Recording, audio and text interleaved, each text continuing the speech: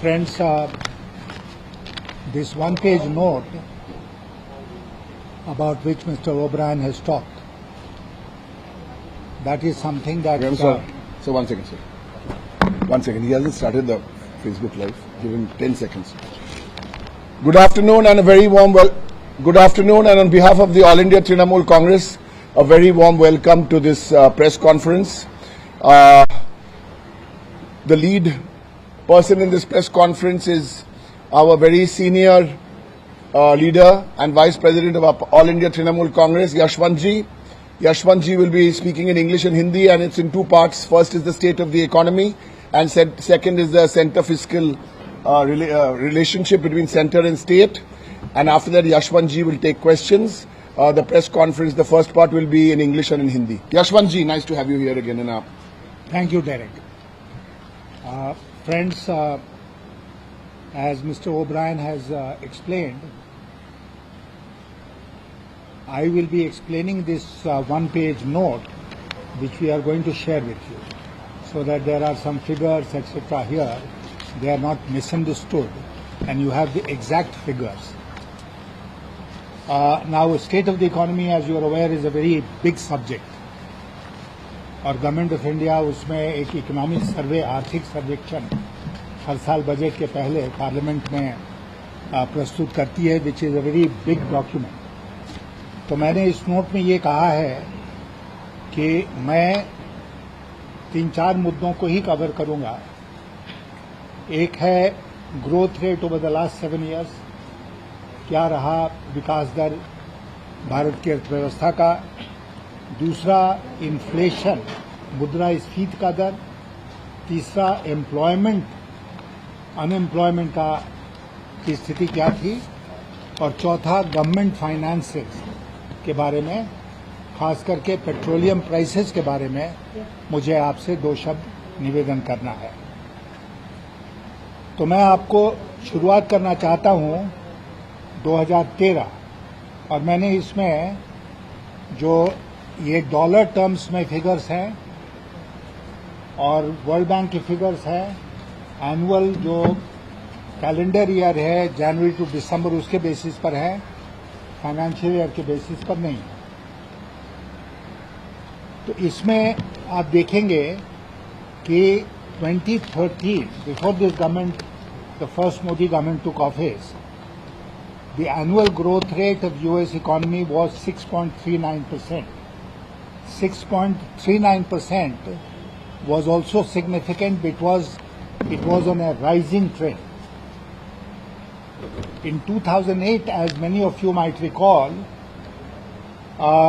there was this global financial crisis, and global growth rate and countries' growth rates had plummeted. तो India का growth rate उस साल 2008 में it came down to 3.09%, और 3.09% से फिर आगे बढ़ता गया। वो फिगर हमने दिया है, और ये लगातार बढ़ता रहा until 2016. This year is very significant. 2016, when India's growth rate, annual growth rate, touched a figure of 8.26%, which is the highest in recent years. और 2016 8.26, ये फिगर्स इसमें आपको नोट में मिल जाएगा। So 8.26, since then it has been downhill. After 2016, every year we have been losing growth momentum. और COVID year जो था 2020, उसमें आप जानते हैं कि it came down to 7.96-8%. Some people say it is even more than 8%. These are provisional figures. We'll await the final figures, but the figure which I am quoting here is 7.96%, minus 7.96%. So the basic point to note is that while the government prefers to hide behind the pandemic, कि भाई क्या करें, Covid हो गया, lockdown करना पड़ा, point is that after 2016, Indian economy was on A downhill trajectory और हर साल उसका ग्रोथ रेट कम हो रहा था और 8.26% से गिरते गिरते हम लोग 4% पर आ गए। हाँ, that is 2020. 2021 is the current year. 2020 it was minus 7.96%, but in 2019, which is pre-COVID, it had already come down to 4.4%. Now ये क्यों हुआ? ये क्यों हुआ कि इंडियन इकोनॉमी सडनली ग्रो करते करते फिर नीचे जाने लगी? मेरे मुताबिक इसका एक ही कारण है, and that was the disastrous decision to demonetise. और मैंने इस नोट में कहा है कि 5 साल बाद हम सब काफी साफ देख सकते हैं कि डिमोनेटाइजेशन जैसे डिजास्ट्रस डिसीजन का क्या असर पड़ा भारत की अर्थव्यवस्था के ऊपर, और कोई कारण नहीं था। और दूसरी बात जो है इम्पोर्टेंट कि 5 साल गुजरने के बाद अगर हम एक एनालिसिस करें of the objectives of the value demonetisation, तो मैं कहूंगा कि एक भी ऑब्जेक्टिव हमने हासिल नहीं किया। Not a single objective was achieved. जहां तक ब्लैक मनी का सवाल है वैसे ही है, जहां तक कैश ट्रांजैक्शन का सवाल है वैसे ही है। बाहर से जो पैसा जमा था उसमें 1 रुपया भारत में नहीं लौटा है। जो बड़ी बड़ी बातें हमारे प्रधानमंत्री जी ने उस समय कही थी, उसमें एक भी ऑब्जेक्टिव हमने अचीव नहीं किया है। तो ये रहा ग्रोथ रेट का। दूसरा, 2013 में इन्फ्लेशन का रेट जो था, और मैं इन्फ्लेशन का जब जिक्र करता हूं तो मैं कंज्यूमर प्राइस इंडेक्स का जिक्र कर रहा हूं। CPI is not the party, it is consumer price index, तो उसके साथ कंफ्यूज मत कीजिएगा। It was very high, 11.06%. That was the consumer price index growth rate in 2013. And that was, as you will recall, one of the main reasons why, apart from corruption, that the UPA government lost the 2014 election. लेकिन उसके बाद से moderate होता चला गया हर साल। वो figures मैंने आपको दिया है। Until 2019, and then went up almost 3 percentage points to 6.62% in 2020. Now, ये मैंने कहा है इसमें कि 2020 was a COVID year. COVID year में as we know demand depress हो गया, तभी ग्रोथ रेट भी कम हो गया, क्योंकि लोग बाजार बंद थे तो खरीदारी भी नहीं कर सकते थे। तो जब डिमांड स्लम था तब इन्फ्लेशन क्यों रहा? क्लासिकल इकोनॉमिक टर्म्स में slow growth, declining growth rate and inflation, high inflation is described as stagflation, कि stagnation in the economy and high inflation. So we perhaps entered the stagflation phase in 2020. ये जो जुलाई का latest figure आया है, monthly figure, that is 5.6%. उसी प्रकार अगर employment या अनएम्प्लॉयमेंट के फिगर्स हम लोग लें तो 2013 में the unemployment figure stood at 5.67% of the employable force. उसके बाद हर साल का फिगर मैंने दिया है। 2020 में इट जंप टू 7.11%. नाउ 20 ये आपको मिल जाएगा। 2020 में 7.11% unemployment figure, but understandable because that was a COVID year.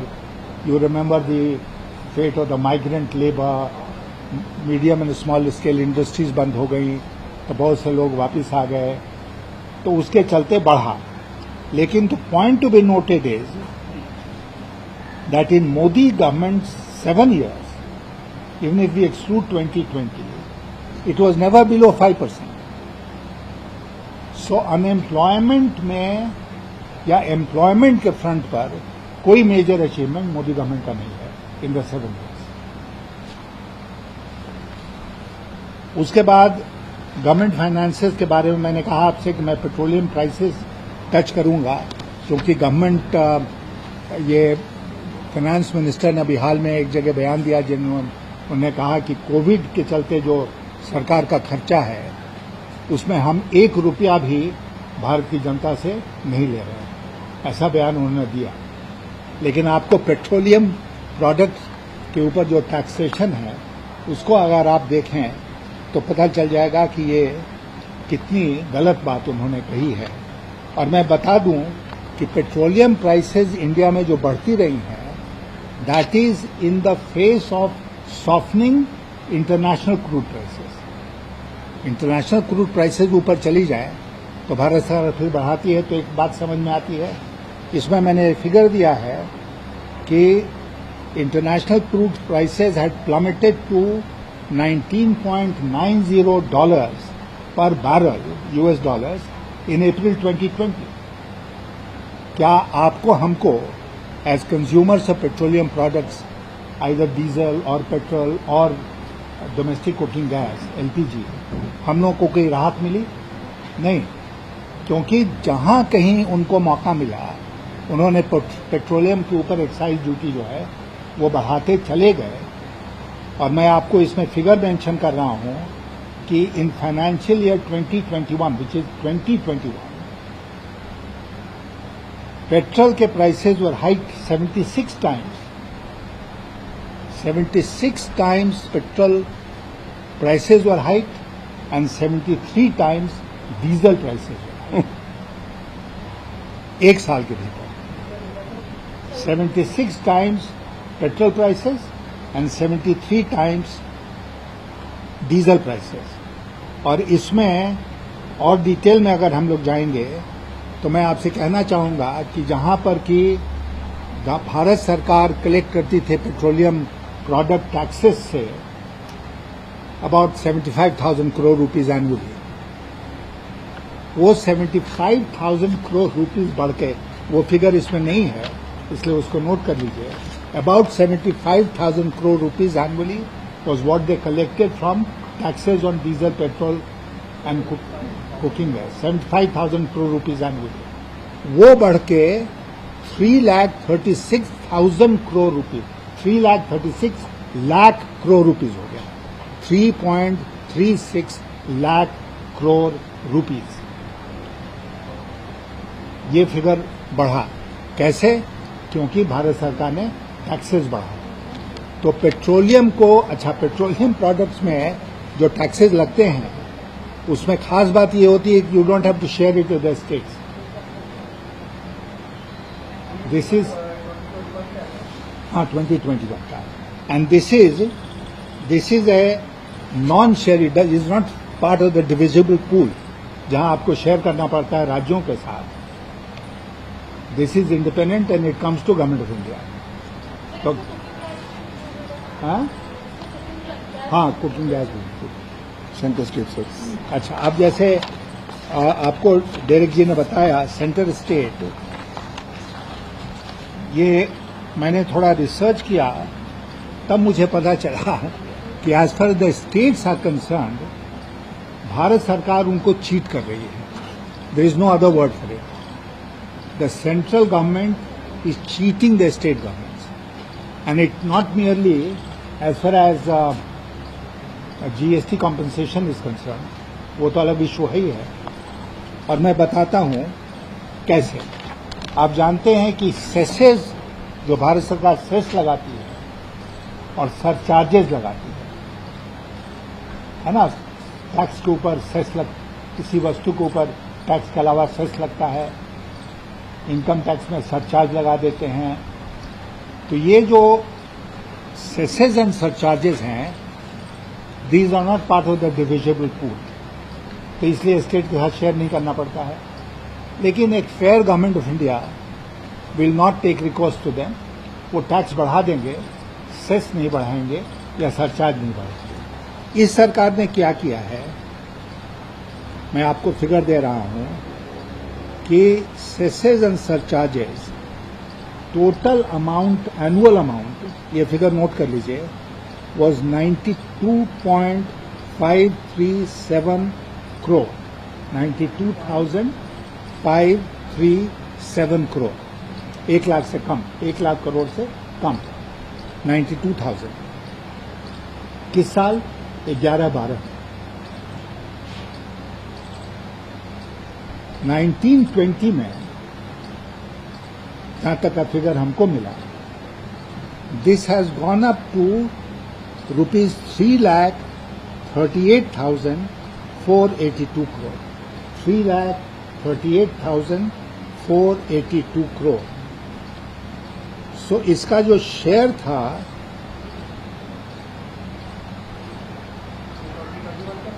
ये 1920 का है, ये होता था 10.47% 2011 में of the total taxes. Government of India का जो टैक्स था उसका ये portion was only 10.40%, सेसेस and surcharges. ये 1920 में बढ़कर 15.60% हो गया, 15.60। और 1920 ईयर में, फाइनेंशियल ईयर में, हाँ, इट वेंट अप टू 15.60%। फिर आप देखिए कि इसमें दूसरा जो उन्होंने क्या किया, तो ये शेयर नहीं करते हैं स्टेट्स के साथ, तो स्टेट्स को डिप्राइव कर रहे हैं of their rightful share in central taxes. दूसरा जो है वो ये है कि सेंट्रल स्कीम जो चलती थी पहले, वो बड़ी संख्या उनकी थी, धीरे धीरे करके उनको कम किया गया और उन स्कीम्स को स्टेट्स को ट्रांसफर कर दिया गया है। कभी आप लोग चाहते हो चलाना हो तो चलाओ, नहीं चलाना चाहते हो तो बंद करो, और खर्चा भी स्टेट्स के ऊपर ट्रांसफर कर दिया गया। तो अंत में देयर वर 66 सेंट्रल स्कीम्स जो बचे आफ्टर रैशनलाइजेशन। भारत सरकार ने क्या किया कि इनको भी ट्रांसफर किया टू द स्टेट गवर्नमेंट, और उसके साथ साथ जो पैसा देना चाहिए था वो पैसा नहीं दिया। अब इसमें किस तरह के स्कीम्स हैं? National social assistance programme, Mahatma Gandhi national rural employment guarantee programme, umbrella development of scheduled caste scheduled tribes, multi sector development programme for minorities etcetera. There was a sharing pattern कि किसी में 60-40 था, 60 भारत सरकार, 40 स्टेट, कहीं 50-50, इस तरह करके। तो वो इन्होंने स्टेट को ट्रांसफर कर दिया, and they in the name of rationalisation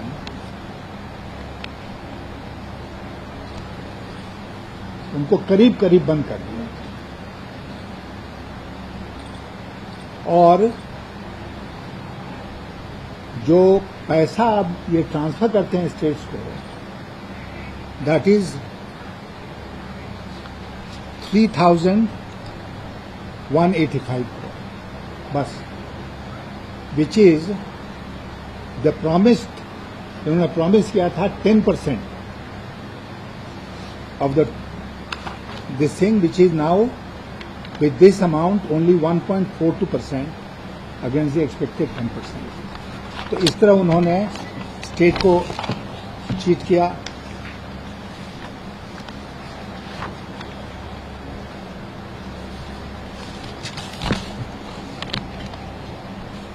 अब उसके बाद जो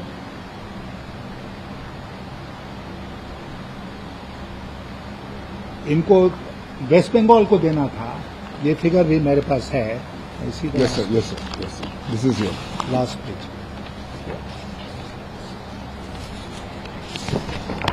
This is the West Bengal page. Yes, sir. This is the West Bengal page. Devolution. हाँ, तो ये जो इम्पोर्टेंट पॉइंट यहाँ पर है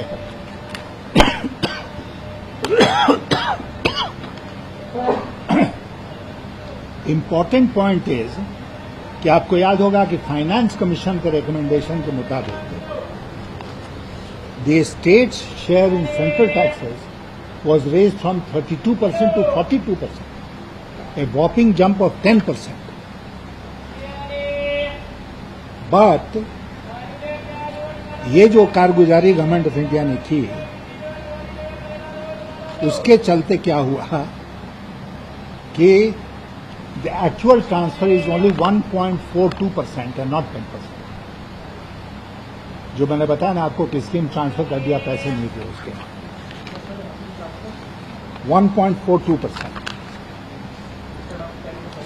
instead of 10%.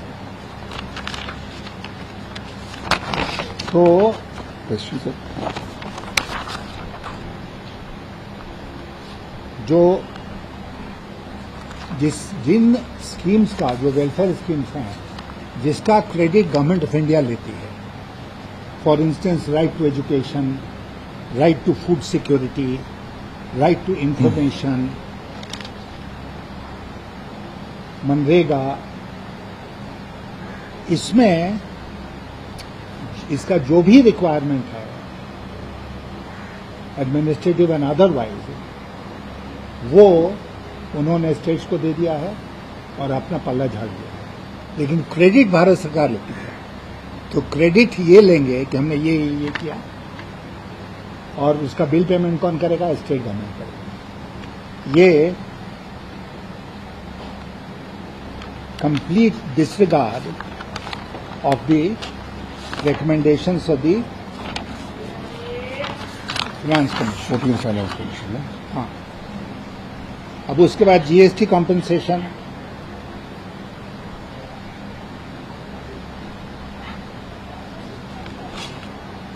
So we'll take questions now. हाँ, एक मिनट बस। ये है जीएसटी कॉम्पेंसेशन भी पूरा नहीं दे रहे हैं, उसके भी फिगर्स हैं, लेकिन हम फिगर्स में नहीं जा रहे हैं, और उसमें भी ये स्टेट्स के साथ धोखाधड़ी कर रहे हैं। Okay, thank you. कोई क्वेश्चंस है? पूछ लीजिए। अंग्रेजी में क्वेश्चन होने से अंग्रेजी रिप्लाई देंगे, हिंदी में क्वेश्चन होने से हिंदी रिप्लाई देंगे। बताइए।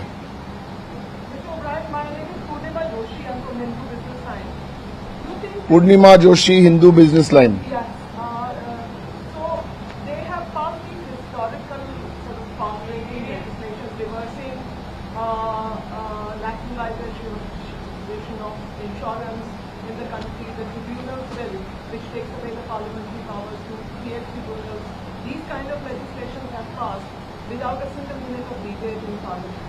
Do you believe that the strategy to disrupt or walk out has not worked, or should you participate more and get the debate started? Because how can this erosion of parliamentary scrutiny happen, and should you change strategy? I'm not blaming you, but should there be a change in the strategy?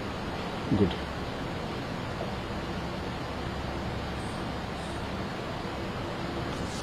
Who is the government accountable to first? The government is accountable to Parliament. There's no second guessing this. The government is accountable to Parliament. Parliament is accountable to the people. This is the foundation of the parliamentary democracy. Now listen to what the BJP strategy is. Modi and Shah do not want to be held accountable to anyone. So by them not being held accountable, they don't want to be accountable to Parliament and to the people. So their strategy is to disrupt Parliament. It benefits them to disrupt Parliament because then they are not held accountable to the Parliament and the people. Trinamool Congress, day before yesterday, asked 8 questions to the 8 ministers who did this press conference. It's been 48 hours. Not one of those questions have been answered. These are serious questions. We asked them serious questions of how many bills are scrutinized, 10%, how much are ordinances, 40% of bills passed are ordinances. We asked these questions, they have not answered. The point we will also make is these are all optics. You mess up parliament, then you bring 8 ministers. We've seen this in Bengal. This dhamki doesn't work. Big 8 ministers. What happened 8 ministers? All puppies. The next day the Prime Minister, we asked the question. Yesterday we asked the question to the Prime Minister. Former Prime Minister Devi Gowda ji spoke in Parliament on the OBC Constitutional Amendment Bill and participated in the voting. Former Prime Minister Manmohan Singh ji didn't speak, but he participated in the voting. Where was the Prime Minister of India? Where was the Prime Minister of India? Why was he running away from Parliament?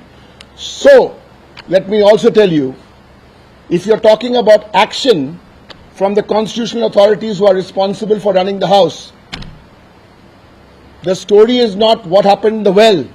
The story is who is responsible for what happened in the well, and we demand action against the Prime Minister and the ministers of this government for deliberately disrupting Parliament.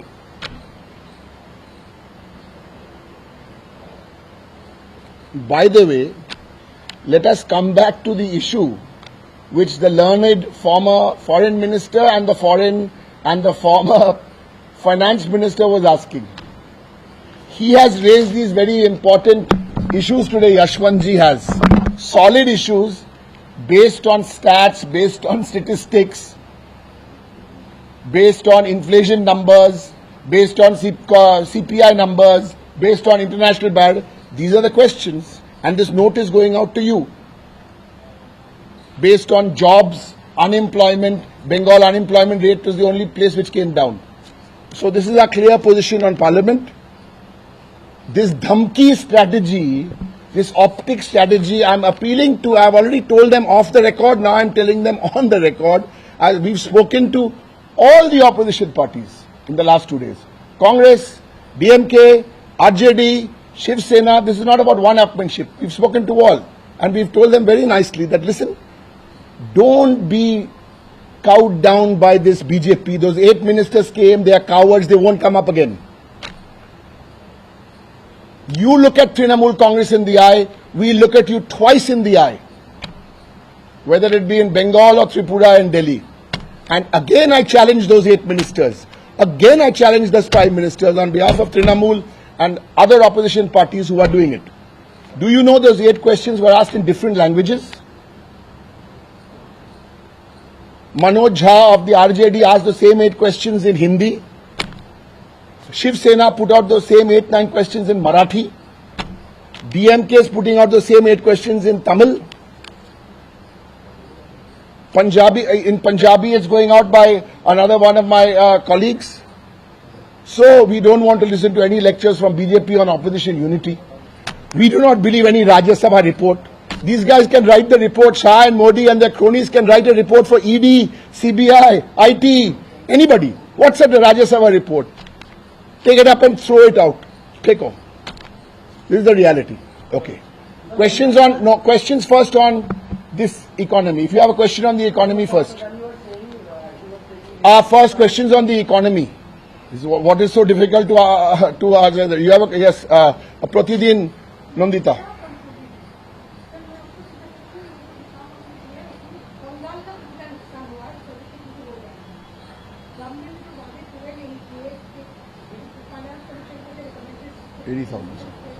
$80,000 crores.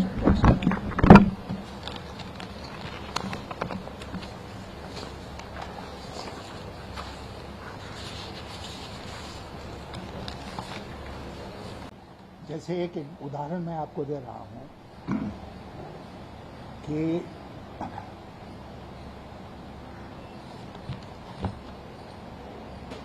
Bengal को GST compensation जो मिलना था उसका amount था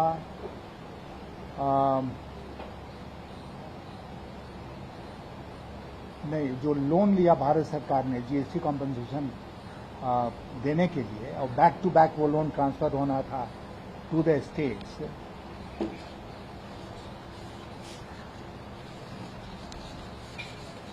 तो उसमें जो compensation amount था that was 1.1 lakh crore, 1.1 lakh crore.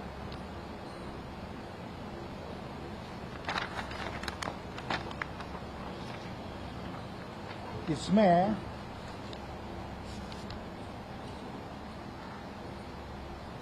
Waste Bengal को फॉर द फाइनेंशियल ईयर 2021 जो बीत गया मार्च 31 को, उसमें टोटल जो मिला दैट वाज 8,789 करोड़, 8,000 और 8,790 कर लीजिए उसको, 8,790 करोड़, ठीक है।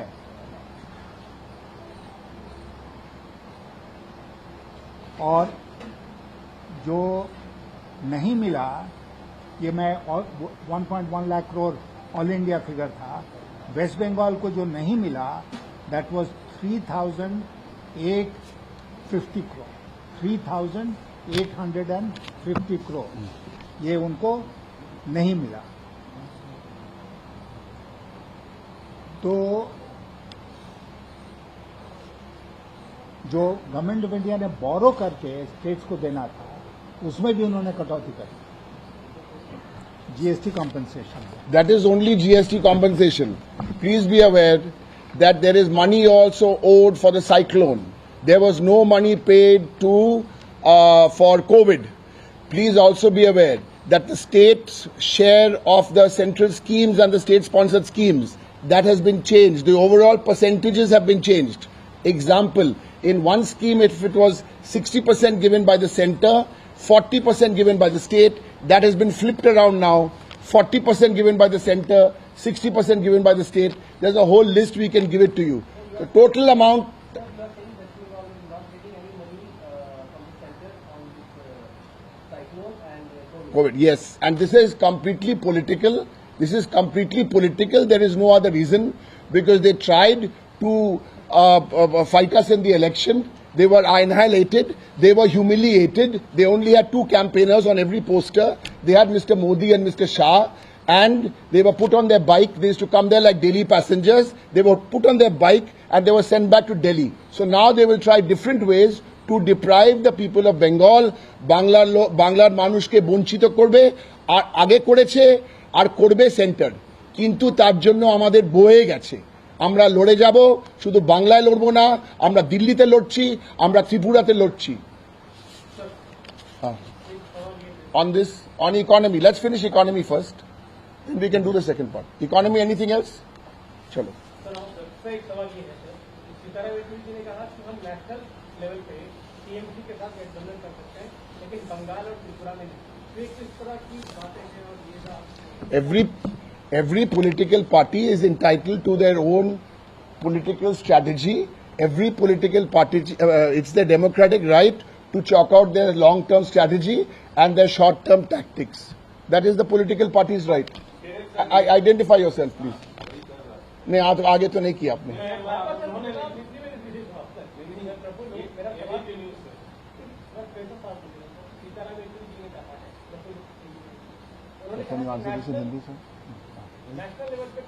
हाँ यशवंत जी, मेरा तो हिंदी फेल है ना।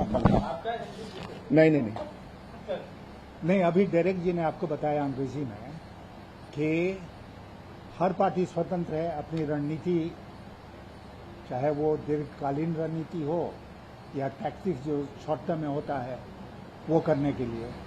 तो येचुरी जी ने एक बयान दिया है अपनी पार्टी की तरफ से, वो बयान उनकी पार्टी का क्या स्टैंड होगा वो उन्होंने दिया है। नहीं, उस पर अभी कोई ऑफिशियली हम लोग तो नहीं, पब्लिक। न्यूज 18 इंडिया से आपकी पार्टी का जो मुखपत्र है जागो बांग्ला, उन्होंने कहा है कि अपोजिशन को डेफिनेट पॉलिसी के साथ, निश्चित नीति के साथ जाना चाहिए संसद के बाहर। संसद के अंदर तो जो है हम लोग देख चुके हैं। तो इस निश्चित नीति का मतलब क्या है?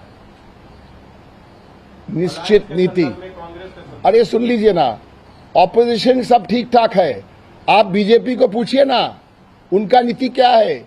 उत्तराखंड में मुख्यमंत्री 3 बार क्यों बदल गया, कर्नाटक में क्या किया, 2 साल का एनिवर्सरी हुआ, मुख्यमंत्री बदल गया। ये भी पूछिए, मोदी शाह को कटआउट भेजिए ना पार्लियामेंट में। कोई ओलंपिक मेडल विनर, उनको तो कटआउट लिया और मेडल्स किया। आप पार्लियामेंट में विंटर सेशन में आप मत आइए, तो आप वहां भी कटआउट भेज दीजिए, मैं देखूंगा आपका कटआउट। क्यों डरता है इतना पार्लियामेंट से?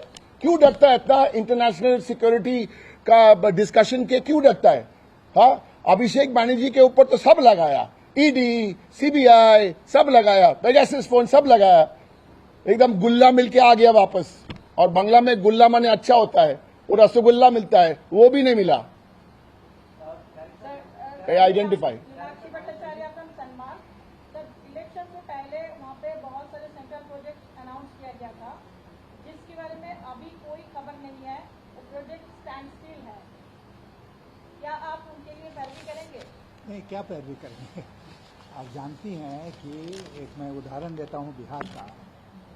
मोदी जी ने लगाया था ना, बोली आपको याद है पब्लिक मीटिंग में, कितना दूं, 50,000 करोड़, 60,000 करोड़, 70,000 करोड़, और उसके बाद पता नहीं 1 करोड़, 1 लाख करोड़ से ऊपर का की बोली लगाई उन्होंने। बिहार के चुनाव में 1 पैसा नहीं दिया। तो उन्होंने जो घोषणा की है उसका कोई मतलब ही नहीं है। हम लोगों के बंगाल के विकास के लिए जो आवश्यक चीजें हैं वो हम लोग तय करके भारत सरकार से अपने हक की लड़ाई। Bangla, 1 second. No please. Rajiv Chakraborty from BJP Bangla. प्रधानमंत्री नरेंद्र मोदी जी ने आज ट्वीट किया, उन्होंने कहा कि आज के दिन 14 अगस्त Listen, 1 second. We are doing a press conference here. Every day we do a press conference. My leader is in Calcutta, one press conference. वहां भी press conference, यहाँ भी press conference. ये सब जो मोदी ने ट्वीट किया, नहीं ट्वीट किया ना, आप एक काम कीजिए, हम्बल रिक्वेस्ट, आप उनका ट्वीट के बारे में आप उनसे पूछिए। प्रेस कॉन्फ्रेंस करने और ट्वीट एक्सप्लेन करने, हमको इस बारे में कुछ नहीं बोलना है। चलिए। I do not listen to me. Trinamool Congress, Mamata Banerjee is our chairperson. Abhishek Banerjee is our general secretary. We communicate with the media. We answer questions with the media. Those who have a one-way communication, it's their responsibility to explain their statements. We don't have to be reactive to everything somebody says. I don't read any tweets till 1 o'clock in the afternoon. Okay, thank you. लेकिन आप लोगों को कोई आश्चर्य इसमें एक minute sir आप लोगों को कोई मीडिया को इसमें कोई आश्चर्य नहीं होता है कि भारत के प्रधानमंत्री 7 साल से ऊपर देश के प्रधानमंत्री और एक बार भी मीडिया को नहीं फेस किया, एक बार भी नहीं। और आप लोग भी खामोश बैठे हैं। और जो लोग मीडिया के उनके सामने गए, उनके बारे में मीडिया के दूसरे ही लोगों ने कहा कि पहले साष्टांग प्रणाम किया और उसके बाद कहा, हुजूर मालिक अगर आपकी अनुमति हो तो मैं ये सवाल पूछूं। We want to give a very clear message from Trinamool Congress. Today, reporters, correspondents, TV journalists, you are doing your job. We respect that and we appreciate that. But we want to tell the media owners today, if you are not reporting parliamentary democracy, the truth is what is going on. Media owners, we will name you, I have named in the past. You are complicit to this destruction of parliamentary democracy. It is not the journalists, the reporters, they are doing their job. We respect them. Media owners, you have to stand up. You are one of the pillars of this democracy. Don't hide. Don't be cowed down. Kuch spine dikhao.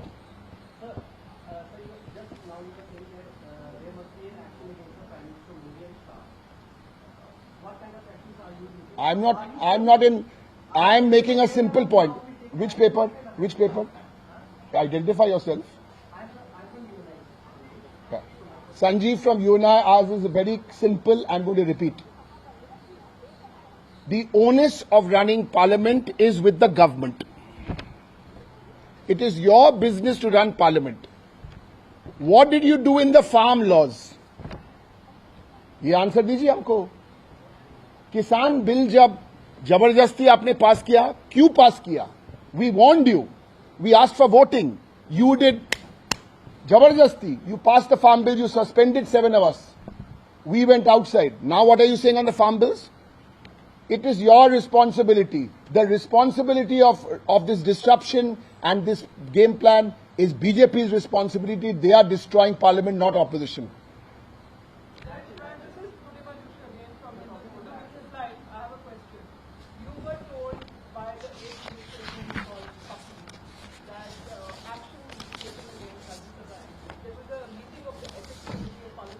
Yes.